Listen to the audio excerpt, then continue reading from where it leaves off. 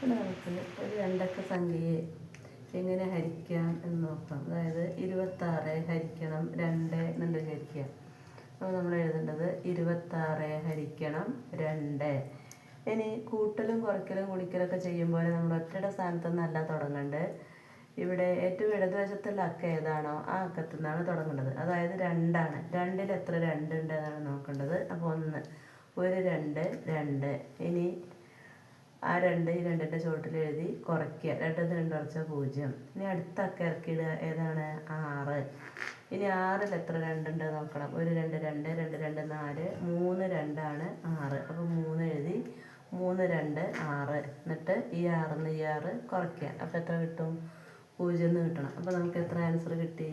26 ഹരിക്കണം 2 = 13 ആണ് ഹരണഫലം. ശിഷ്ടം 0 എന്നാണ്.